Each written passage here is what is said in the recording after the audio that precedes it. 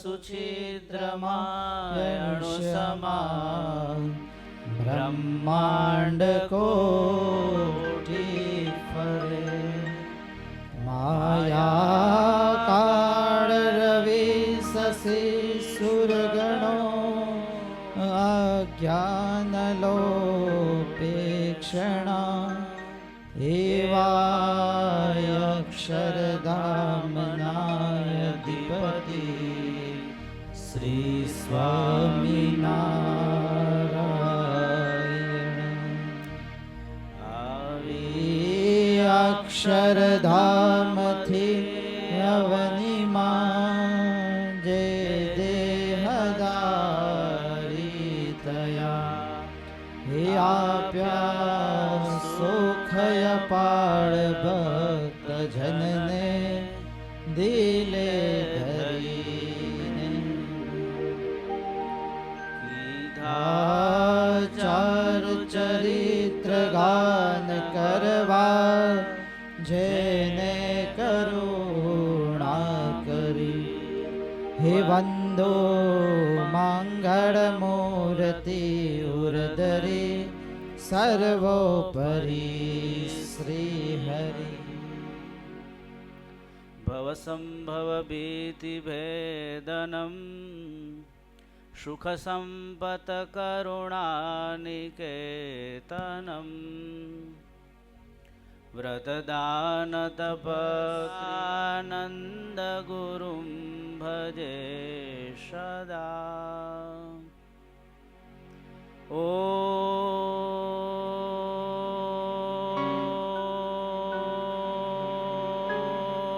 અવતારિણે શ્રી સ્વામિનારાયણાય નમો નમઃ. ઓમ શ્રી હરિકૃષ્ણાય નીલકંઠાય નમો નમઃ. સ્વામિનારાયણ હરે. સરસ. આજે આ શનિવારની સભા અને શાકોત્સવ, મહારાજે શાકોત્સવ કરીને રીંગણાના ભાવ વધારી દીધા. નહીતર કેડીભાઈ રીંગણા બાજુ કોઈ જાય નહીં, એને શાક જોવું ગમે નહીં કોઈ. પણ ભગવાન જેને પકડે જો છે ને એની વેલ્યુ કેટલી વધારી દે. સેજે સેજે આજે એક વાત તો પેલી ખાસ એ કરવાની છે કે મંદિરની અંદર ખાસ બધા ધ્યાન રાખજો. આપણે જે કાંઈ અહીંયા જમીએ છીએ એ ભગવાનનો પ્રસાદ જમીએ છીએ. જો ભગવાનનો પ્રસાદ એક નાનામાં નાનો ટુકડો લેવો હોય ને તોય કેટલા જન્મના પુણ્ય જોઈએ. જો અને આપણે એમનેમ એ થાળીઓ ડીશોમાં મૂકી અને નાખી દઈએ તો આપણે ભગવાનના ભક્ત કહેવાઈએ કે ન કહેવાય ગયો? વિચાર કરો. આ મને જાણવા મળ્યું છે ને, મેં પહેલી સભામાં કીધેલું હતું કે આપણે ભગવાનના આશ્રિત છીએ. ભગવાનની બહુ કૃપા છે. સ્વામિનારાયણ ભગવાન આ પૃથ્વી ઉપર પધાર્યા, એના આશ્રિતોને મહારાજે 2 વરદાન માગી લીધા. ક્યારે અન્ન વસ્ત્ર કરીને મારો આશ્રિત દુઃખી ન થાય, પણ બગાડ કરવાનો આપણને અધિકાર નથી. ઇન્ડિયાની અંદર અમુક સંસ્થાઓ ચાલે છે કે તમારી કંઈક પણ ફંક્શન થયું હોય અને કાંઈ વધે તો એને ફોન કરો તો બાકીનું એ આવીને લઈ જાય. સાથી જો આજે લાગે તમને અમુક માણસોને ખાવાના સાંસા પડે છે. જો આપણે તો ગુલાબ જાંબુ ને હમણાં તમે જોજો કેટલું બધું. હમણાં વચ્ચે હતી રસમલાઈ. મેં તો અહીંયા સાધુ થયા પછી જોઈ. વિચાર કરો આ ભગવાનની કેટલી કૃપા છે. અને આપણે એમનેમ ભગવાનનો ભક્ત હોય ને એ તો બહુ જ વિવેકી હોય. એટલે સ્વામિનારાયણ ભગવાનના આશ્રિત છીએ. આનંદ કરીએ, ભગવાનને ખૂબ ભજીએ અને ભગવાનની આજ્ઞામાં રહીએ. પણ આપણાથી કોઈ પણ જીવ એક વસ્તુ આપણે થોડી બચાવીએ તો કેટલાય જીવોનું એમાં પોષણ થઈ જતું હોય. જો એવું અહીં તો પાછા ગાયોને એવું તો છે નહીં, છૂટી તમે નાખો એટલે ખાઈ જાય. છે ને, નકરું કચરા પેટીમાં જ જાય ને.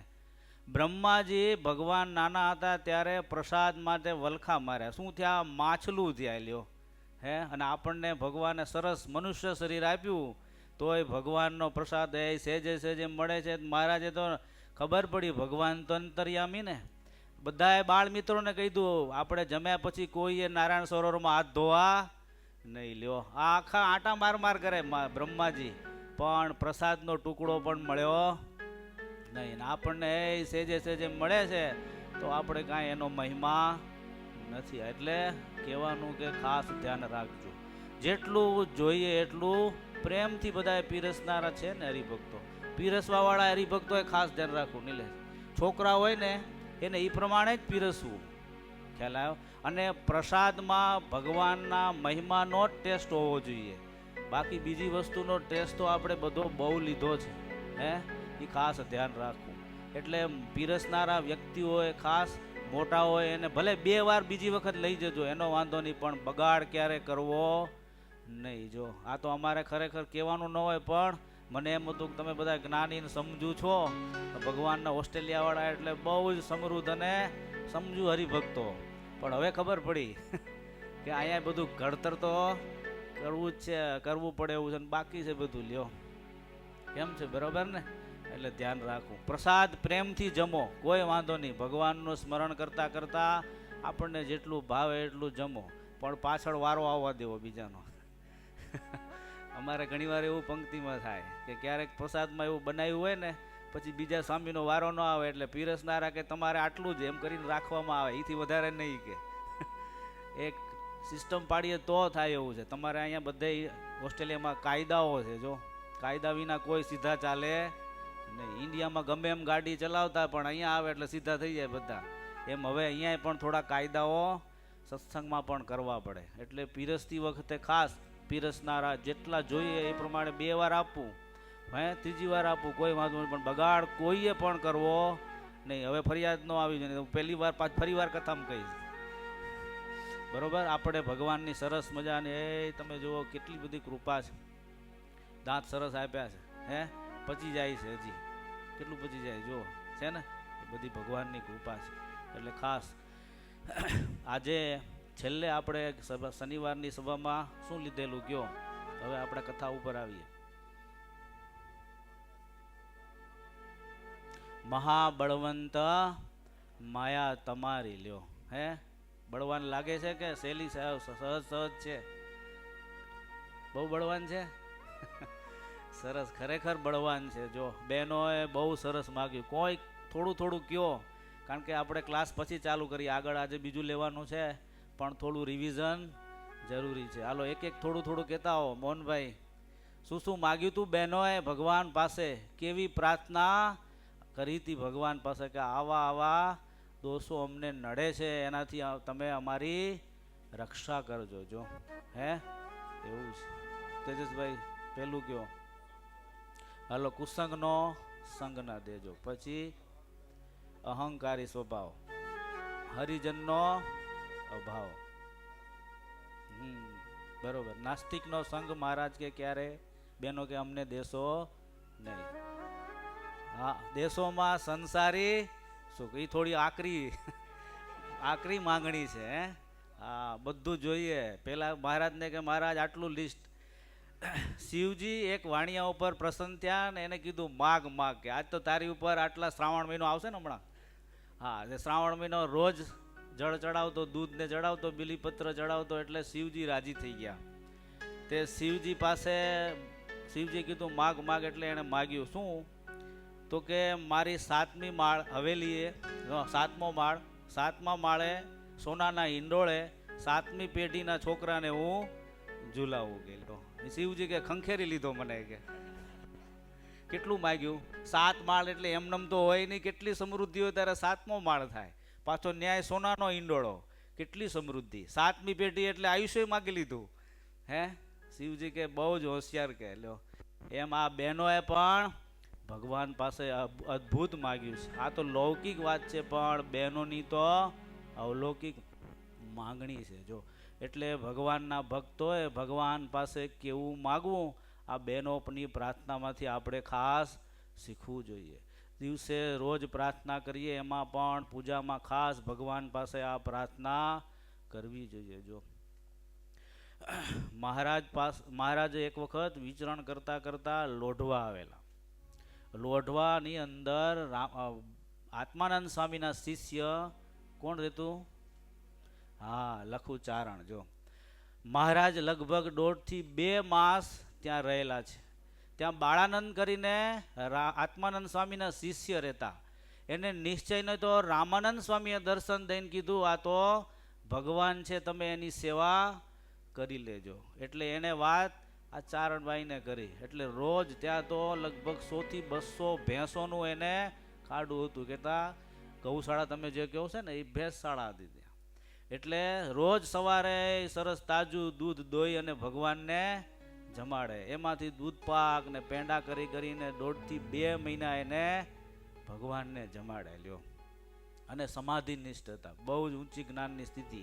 પણ મહારાજ કે હવે મારે અહીંથી આગળ જવું છે, તમારી ઉપર બહુ રાજી થયો છે, માગો માગો, તમે જે માગો એ હું આપવા તૈયાર છું. ત્યારે માજી કે તમે રાજી થયા હોય ને તો મારું આ 200 ખાંડાનું જે આ ભેંસનું ટોળું છે એ અને મારો આ વીરો બે કાયમ રહી ગયા. મહારાજ કે આ પૃથ્વી ઉપર કોઈ રહે એમ નથી, જેનો જન્મ એનું મૃત્યુ નજીક છે. જો વિચાર કરો, હે આત્માનંદ સ્વામીના આવા શિષ્ય હતા, ભગવાન રાજી થયા તોય જો શું માગ્યું?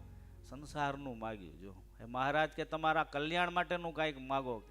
કે મહારાજને કે મારે તો આત્માનંદ સ્વામી મળ્યા, હવે બીજી કાંઈ આશા એમાં નથી. લ્યો, હે અને આમ માગ્યું શું પાછું?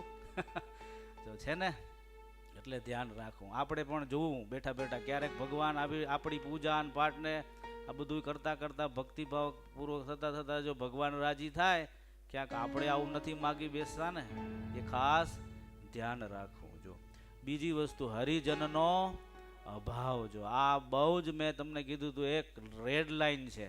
આમાં ક્યારે અંદર પ્રવેશ કરવો નહીં. જો અંદર પ્રવેશ કર્યો તો આમાં કોઈનું ઠેકાણું રહ્યું નથી. જો શાસ્ત્રની અંદર મોટા સંતો કહેતા, પહેલા શું આવે? અભાવ આવશે, તો પછી અવગુણ આવશે, અને પછી દ્રોહ થશે. જો હે આ જય વિજય તમે વિચાર કરો, સનકાદિકને આ અભાવ થયો, કેટલા જન્મ લેવા પડ્યા? ભયંકર 3 જન્મને અસુર થયા. લ્યો, હે એટલે આસુરી સ્વભાવ આ સત્સંગમાંથી જન્મે છે. એટલે બહુ આસુરી બુદ્ધિ અહીંથી જન્મે છે. એટલે સંતો કહેતા અભાવ એટલે પાણીમાં લીટો. શું કહેવાય? પાણીમાં લીટો કેટલી વાર ટકે? તરત જ. પછી અવગુણ એટલે લોટમાં લીટો, તરત થોડી વાર થાય એટલે ભૂસાઈ જાય, 2-3 દી. પણ દ્રોહની વસ્તુ એટલે લોખંડમાં લીટો. આ કાંઈક એવું થાય ને સત્સંગમાં તરત જ મીટિંગ કરી લેવી. હા, અને પછી જો મીટિંગ ન થઈ તો ધીરે ધીરે ધીરે વધતું જ જાય. એટલે ખાસ ધ્યાન રાખવું. વધારે તમને એમ લાગે કે હવે આચરણ ફર્યું છે, ભાષા ફરી છે, તરત જ મીટિંગ કરી લેવી. ઘરમાં એવું ધ્યાન રાખવું, ઘરવાળાની બોલી ફરે એટલે તરત મીટિંગ કરી લેવી. હા, નહીતર એ ક્યાં જઈને ઊભું રહે કાંઈ નક્કી નહીં.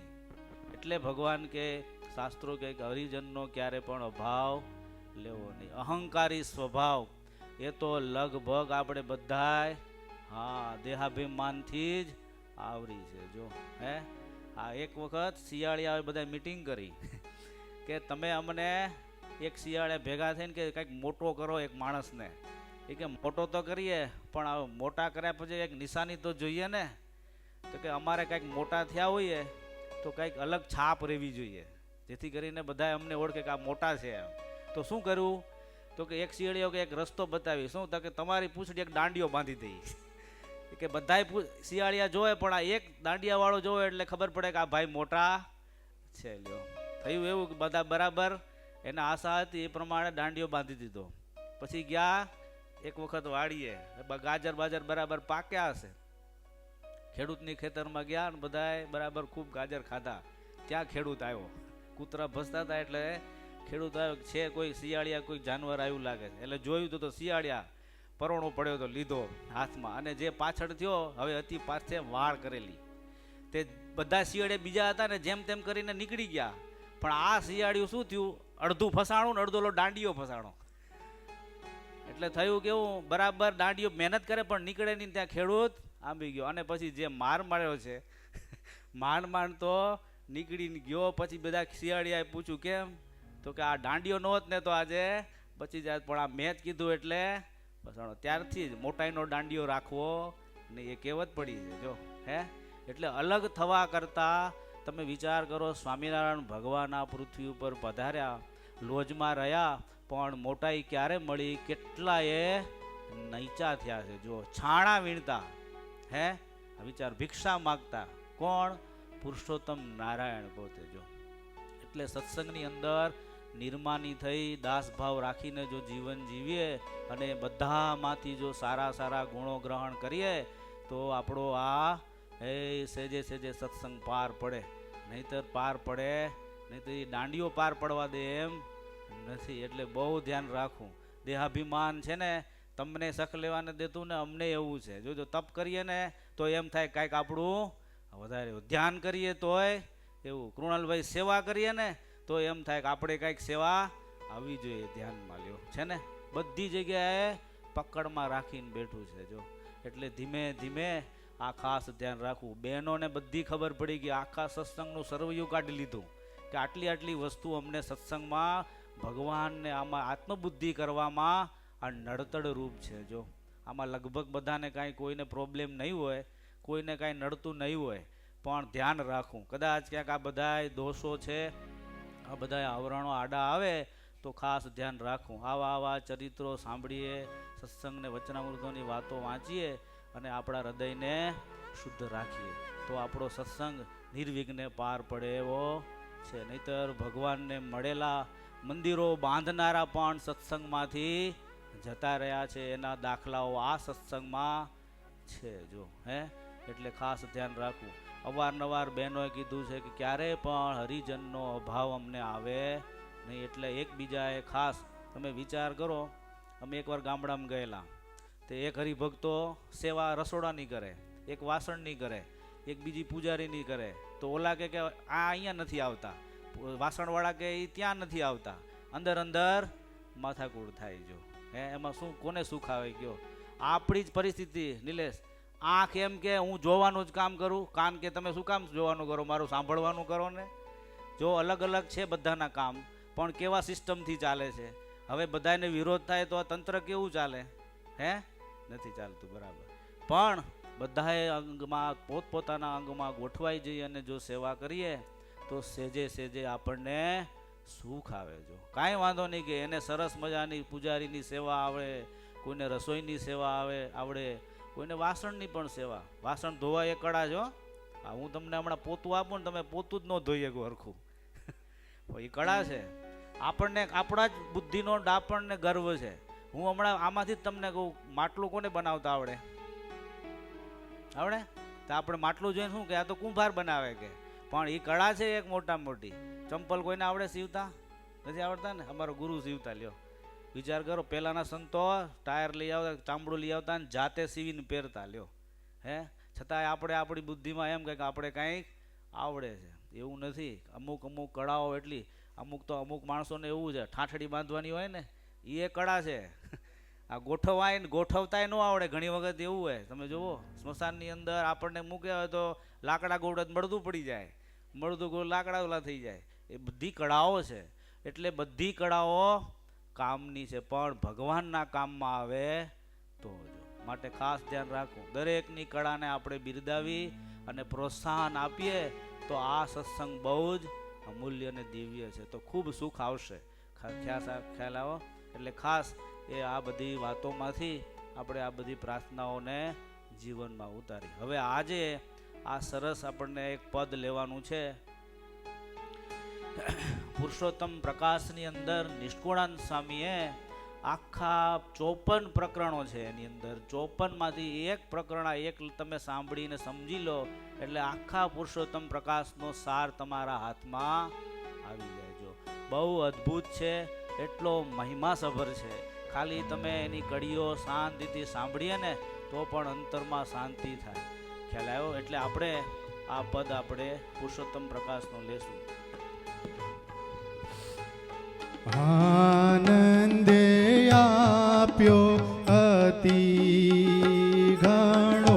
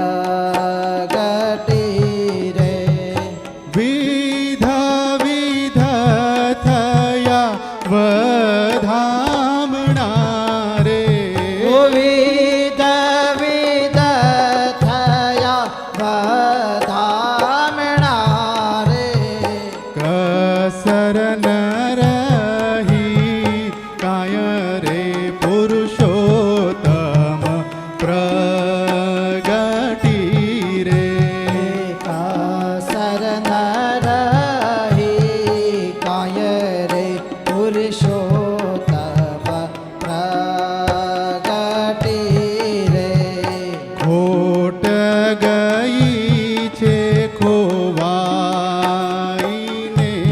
રે ખોટ ગઈ છે ખોવાઈને રે જીત્યાના જાંગી ઢોલ રે પુરુષોત્તમ પ્રગટી રે જીત્યાના જોંગી ઢોલ રે પુરુષોત્તમ પ્રગટી રે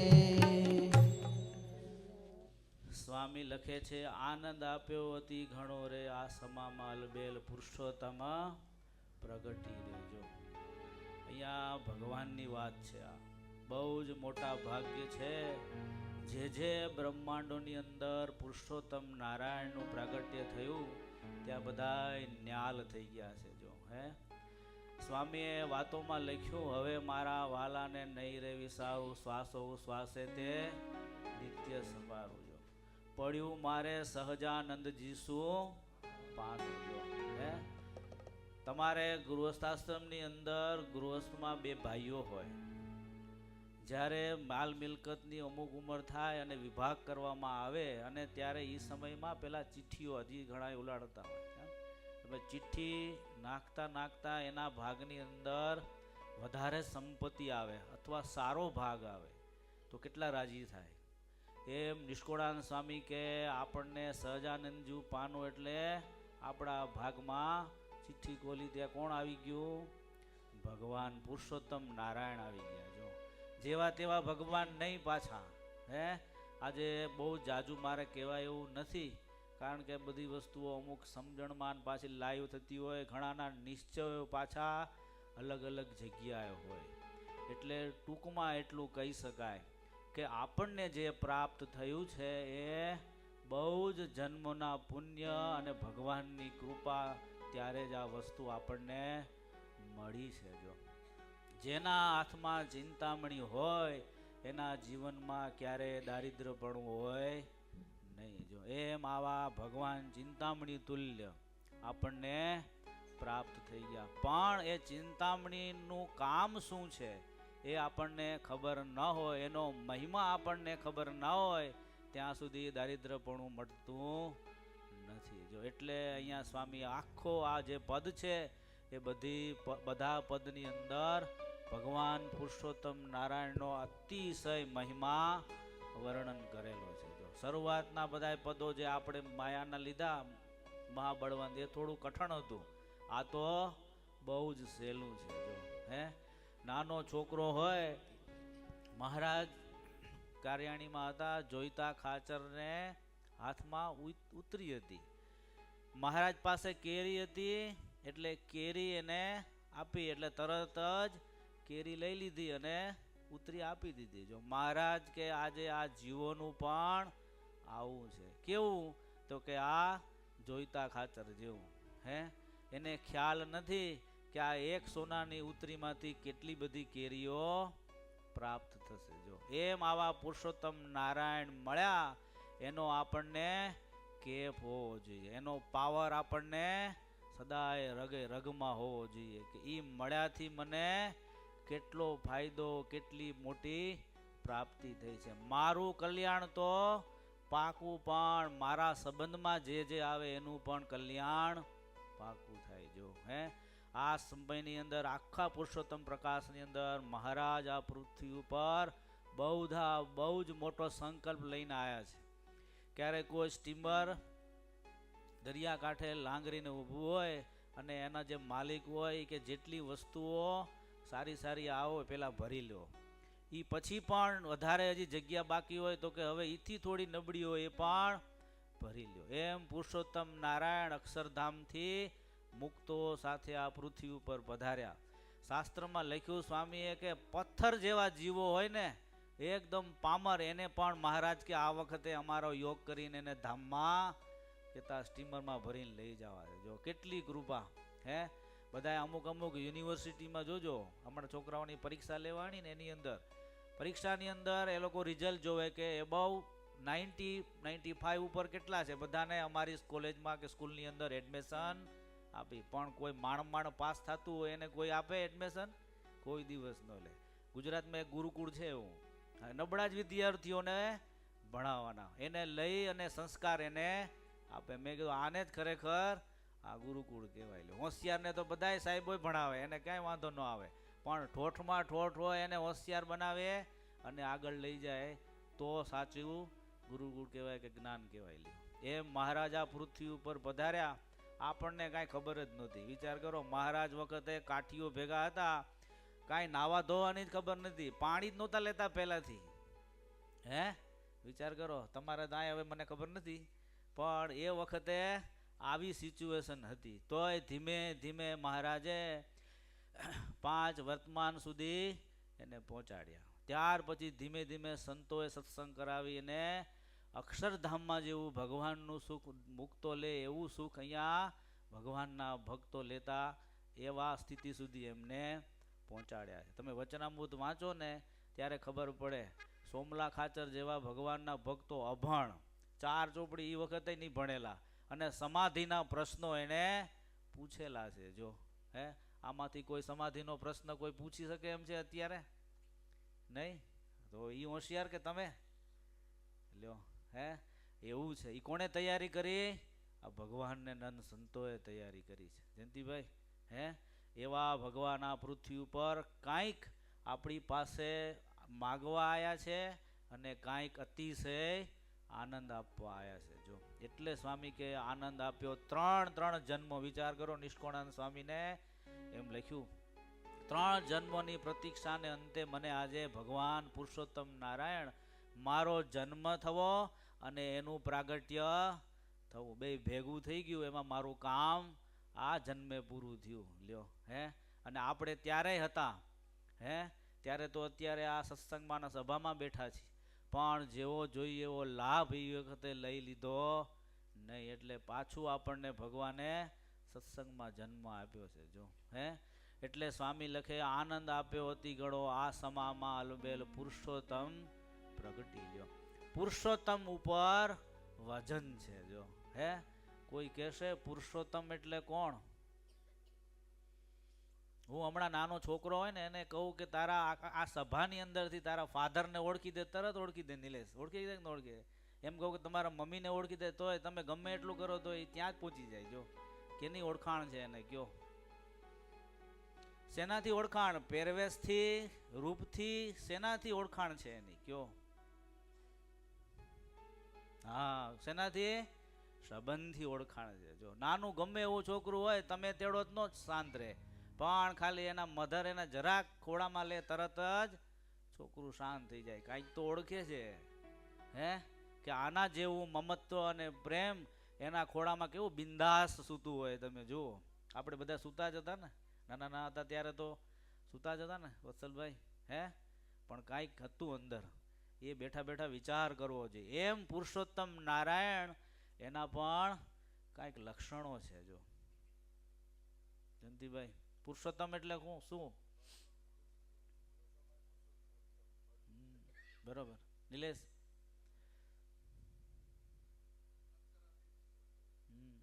હું તમને ખાલી પૂછું, અમારે ઉપનિષદમાં એક પ્રશ્ન આવતો, એક ગાય છે કાળી અને એક ભેંસ કાળી છે, બંનેને શિંગડા છે, બધું 4 પગ છે, દૂધ દે છે, દૂધે ધોળું દે, બધી વાત સાચી, બેય કાળી છે. તો ગાય અને ભેંસ એ બંને વચ્ચે એક લાક્ષણિકતા એવી છે કે એનાથી એક લક્ષણ એવું છે કે એ લક્ષણ તમે પકડો એટલે બંનેના વિભાગ જુદા જ થઈ જાય કે આ ગાય કહેવાય અને આ ભેંસ કહેવાય. જો એવી જ રચના આ સૃષ્ટિમાં પરમાત્માએ કરી છે. કોઈ કહેશે નહીં શીખે નથી જોયું? ગાય ને ભેંસ બહારથી જોયું છે ને આપણે, એમાંય લક્ષણ છે.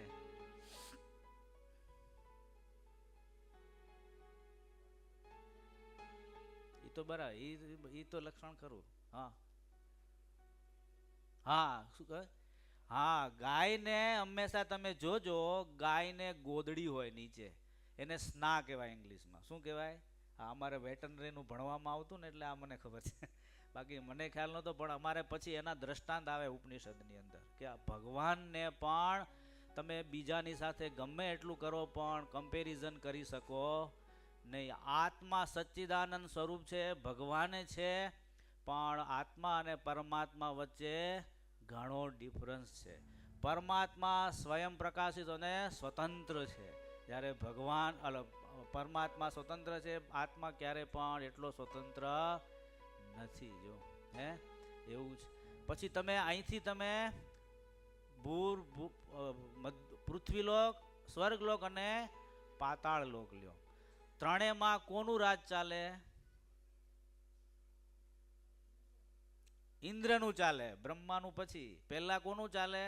પહેલા ગામમાં કોનું ચાલે? સરપંચનું ચાલે.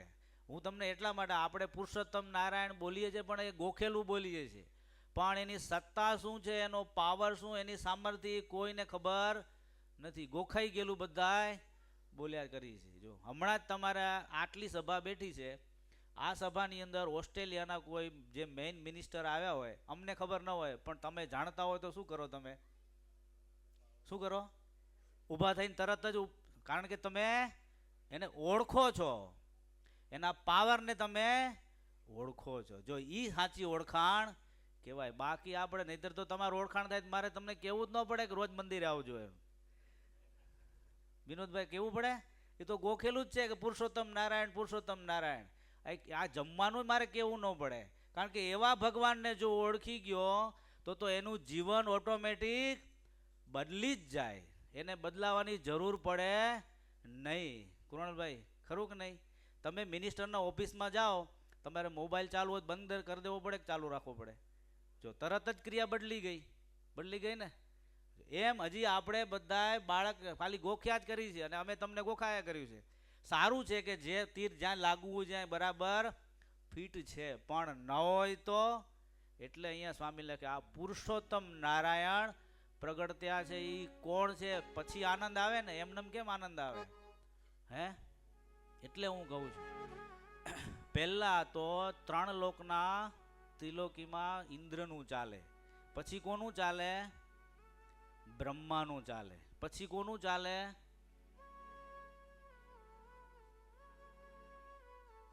એ તો હા, પછી કોનું ચાલે? વિરાટ નારાયણનું ચાલે. બ્રહ્માને એ તો એના નાભીમાં છે, ખ્યાલ આવ્યો? પછી કોનું ચાલે? પ્રધાન પુરુષનું ચાલે, બરોબર. પછી મહાપુરુષ કહો, મૂળ પુરુષ કહો, બધું એક જ છે, પણ કેનું ચાલે? મૂળ પુરુષનું. મૂળ પુરુષ ઉપર અક્ષરનું ચાલે. ના, અક્ષર જ છે, પણ તમે અક્ષર બ્રહ્મ કહો કે અક્ષર કહો, શાસ્ત્રમાં એ જ વસ્તુ પ્રમાણિત છે. તમે વાસુદેવ બ્રહ્મ કહો તો એક વસ્તુ છે, પણ અક્ષર બ્રહ્મનું ત્યાં ચાલે પ્રધાન. અક્ષર બ્રહ્મનું અનંત કોટી બ્રહ્માંડો ઉપર એની સત્તા છે, ખ્યાલ આવ્યો? પ્રધાન પુરુષો અસંખ્ય છે. એ ઉત્પત્તિ ક્યાંથી થઈ? એની મૂળ પુરુષમાંથી ઉત્પત્તિ થઈ. જેની ઉત્પત્તિ થઈ એની ઉપર કંટ્રોલ પર આધિપત્ય હોય, ખ્યાલ આવ્યો? એમ અક્ષરધામની અંદર જે મુક્તો છે એનું અનંત કોટી બ્રહ્માંડોની અંદર એક એક રોમની અંદર આ એના અક્ષરના એક રૂવાડામાં આટલું બધું સામર્થ્ય પડ્યું છે. તો ઈથી તો પુરુષોત્તમ એવા પુરુષો કેવા? તો કે અક્ષર પુરુષોની વાત છે. આવા મુક્તો, અનંત કોટી મુક્તોનું એક પાછા મુક્ત સંચાલન કરે, ખ્યાલ આવ્યો? એના ઉપરી કોણ? આ પુરુષોત્તમ નારાયણ છે. છેક ત્યાં છેડો અડે છે. કેમ? આપણે અહીંયા ગોખેલું એ તો આપણી સહેજે સહેજે, પણ ત્યાંથી વસ્તુ સીધી અહીંયા આવી છે. ડાયરેક્ટ જ સીધો સંબંધ આપણે છે. એટલે સંતોએ લખ્યું કે આ સ્વામીએ વાતોમાં લખ્યું કે કા પુરુષોત્તમ નારાયણનો સંબંધ મુક્તોને ધામમાં છે અને અત્યારે સત્સંગમાં તમને છે. જો કે આપણને બધાને એનો યોગ છે, બાકી વચ્ચે કોઈને એનો યોગ નથી. જો હે અને પુરુષોત્તમ નારાયણને ત્યાંથી કોઈ ઓર્ડર છૂટે પછી વચ્ચેવાળા ના પાડી શકે કોઈ? બધાય મંડે કામ કરવા.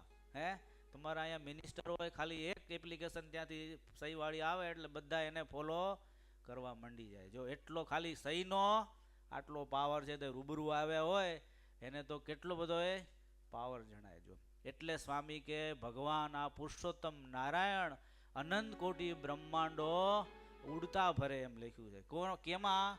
એક રોમની અંદર લ્યો. એટલે ભગવાન એટલા મોટા છે, એટલો એનો મહિમા છે. જો આવા ભગવાન મને મળ્યા છે, એ પ્રગટ થયા છે. શા માટે? તો કે આપણને બધાને આનંદ આપવા માટે. જો હમણાં પૂછું, આમાં કોઈને દુઃખ જોઈએ છે? હે કોઈને બીમારી જોઈએ છે? કોઈને જોતી નથી. લ્યો શું જોઈએ છે? હે સુખ જોઈએ છે.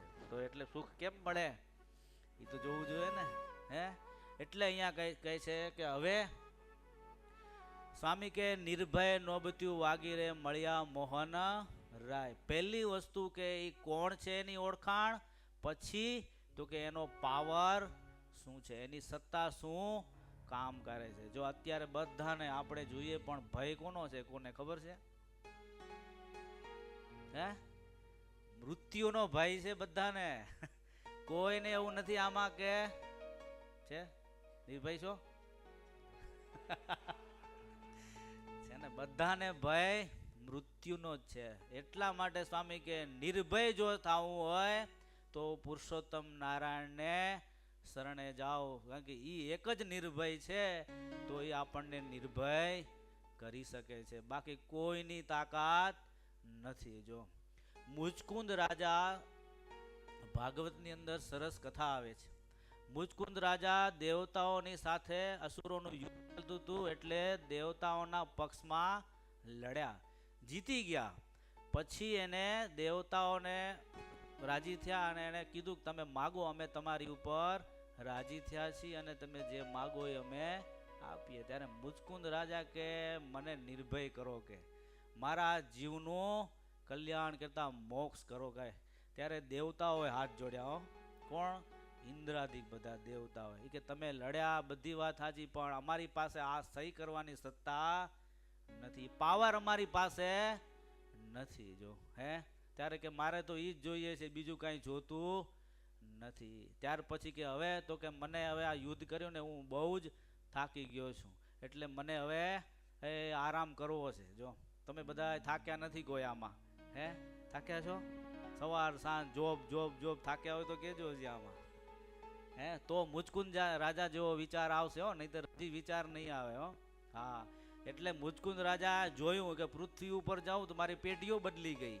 હે હવે ત્યાં જઈને મારે કાંઈ કામ નથી, એટલે કે હવે મને એ ગુફાની અંદર તમે એવું મને વરદાન આપો કે મને જે ઊંઘમાંથી ઉઠાડે એને જોવું એટલે તરત બળીને એ રાગ થઈ જાય, ભસ્મ થઈ જાય. લ્યો હે અને એનો ઉપયોગ શ્રી કૃષ્ણ ભગવાને એ વરદાનનો કરી લીધો. જો હે ભગવાન બહુ ચતુર ને, કે આપણે આપણી કળાનો ઉપયોગ કરવા કરતાં બીજી કળાનો બીજા પાસેથી ઉપયોગ કરી લેવો. અને કાળ યવન ભગવાન ભાગ્યા અને કાળ યવનને એ ગુફામાં લઈ આવ્યા. એને એમ કે અહીંયા આ કાળીઓ સૂતો છે, જેવું લાત મારીને એ પોતે ઉઠ્યા, એની સામે દ્રષ્ટિ પડી, કાળ યવન ત્યાં બળીને ભસ્મ થઈ ગયું.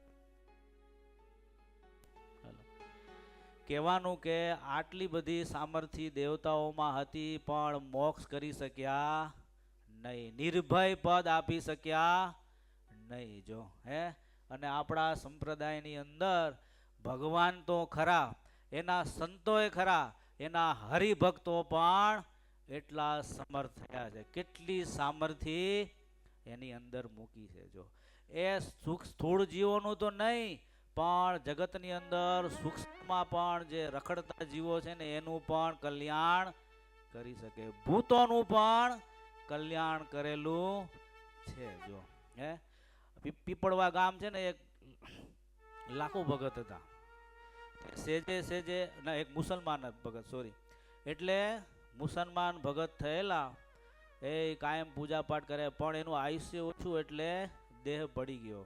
બધા મુસલમાનો એને અગ્નિ સંસ્કાર, આમ તો અગ્નિ સંસ્કાર મુસલમાનને ના કરે, પણ આ ભગવાનના ભક્ત હતા, એ જ ગામવાળા જાણતા હતા, એટલે એનો અગ્નિ સંસ્કાર કર્યો.